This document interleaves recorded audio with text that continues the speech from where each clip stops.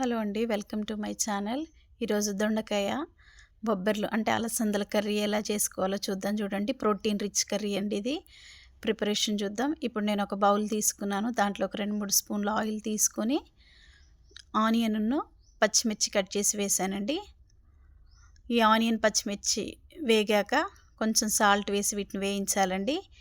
ఇవి వేగినాక చూడండి, నేను ఇప్పుడు కట్ చేసి పెట్టుకున్నటువంటి దొండకాయలు ఉన్నాయండి. సన్నగా కట్ చేసి పెట్టుకున్న దొండకాయలు నేను వేస్తున్నాను. చూడండి, ఈ కర్రీలో ఆయిల్లో వేస్తున్నానండి. ఇవి చక్కగా ఫ్రై అయిపోవాలి. ఈ దొండకాయలని సిమ్లో పెట్టుకొని చాలాసేపు వేయించుకోవాలండి, పచ్చి వాసన పోయేటట్టు. ఇందులో నేను ఇంకేం వేయట్లేను. ఇప్పుడే దొండకాయను వేయించాలండి, బాగా ఇలా వేయించాలి. సిమ్లో పెట్టుకొని దొండకాయ పచ్చి వాసన పోయేంత వరకు చక్కగా వేయించాలండి. ఇలా వేయించిన దొండకాయని చూడండి, ఇలా వేయించాలండి, చక్కగా వేయించాలి. చాలా ఫ్రై అయిపోవాలి. ఆయిల్లోనే దొండకాయ మొత్తం ఫ్రై అయిపోవాలండి. ఇలా వేయించిన దొండకాయల్లోకి ఇప్పుడు నేను వేగిపోయాయి కదండి, దొండకాయలోకి ఒక 1/2 స్పూను పసుపు వేస్తున్నానండి.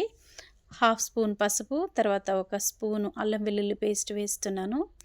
వీటన్నిటిని పచ్చి వాసన పోయేంత వరకు ఇవి వేగిపోవాలండి. అల్లం వెల్లుల్లి పేస్ట్ ఆయిల్లో వేగాలి. తర్వాత పసుపు చూడండి, ఇలా కలుపుతున్నాను నేను. కలిపిన తర్వాత ఇదంతా పచ్చి వాసన పోవాలండి. ఈ పచ్చి వాసన పోయిన తర్వాత చూడండి, ప్రోటీన్ రిచ్ కర్రీ ఇది. అలసందల్లో ప్రోటీన్ ఉంటుందండి. పల్సెస్ యాడ్ చేసుకోవడం వల్ల మనకు వెజిటేరియన్స్కి మంచి ప్రోటీన్ అందుతుందండి. మీరు ఇలా చేసుకుని చూడండి, చాలా టేస్టీగా ఉంటుంది. చాలా హెల్దీ కర్రీ అండి ఇది, ప్రోటీన్ రిచ్ కర్రీ. చూడండి, ఇలా అల్లం వెల్లుల్లి పేస్ట్ వేసి వేగాక నేను ఇప్పుడు 1 కప్పు అలసందలు ముందే నానబెట్టి ఉడకబెట్టుకున్నానండి. బొబ్బర్లు అంటాం కదండి, వీటిని వేయించి వీటిని నానబెట్టి ఉడికించానండి. వేయించడం కాదు, నానబెట్టి ఉడికించానండి. ఇవి ఇందులో వేసాను చూడండి. ఇప్పుడు వేసి కలపాలండి. కలిపిన తర్వాత దీంట్లో మా రుచికి సరిపడా కారం వేస్తున్నాను నేను ఒక 1 స్పూన్ కారం యాడ్ చేసుకుంటున్నానండి. మీ రుచికి తగినంత కారం మీరు యాడ్ చేసుకోండి.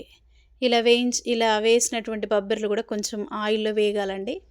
కొంచెం వేగుతుండగా నేను 1 స్పూన్ కారం వేస్తాను. ఇందులో 1 స్పూన్ కారం వేస్తున్నాను. చూడండి, ఇలా వేసుకుంటే బొబ్బర్లు చాలా ప్రోటీన్ రిచ్ ఉంటుందండి. మనం తినడం వల్ల హెల్తీకి రోజువారీ కావాల్సినటువంటి ప్రోటీన్ మన బాడీకి అందుతుంది. చూడండి, ఇప్పుడు నేను ఒక 1 స్పూన్ కారం వేస్తున్నాను.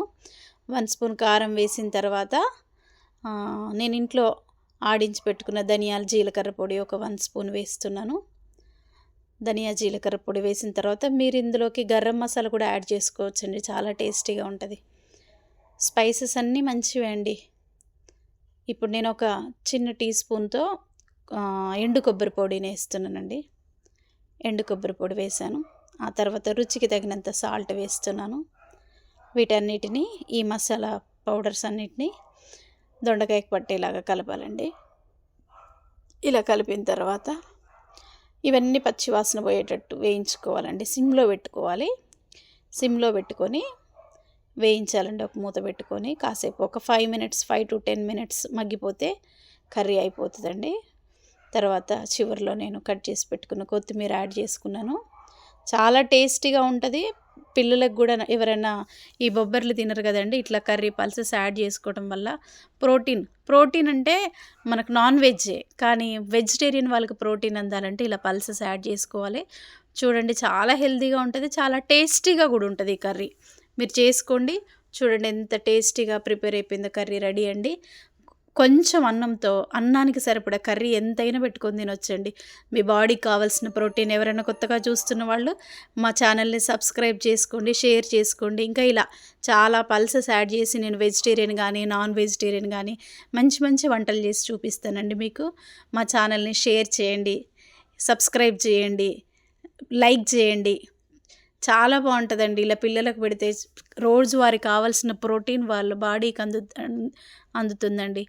చాలా థ్యాంక్ యూ అండి.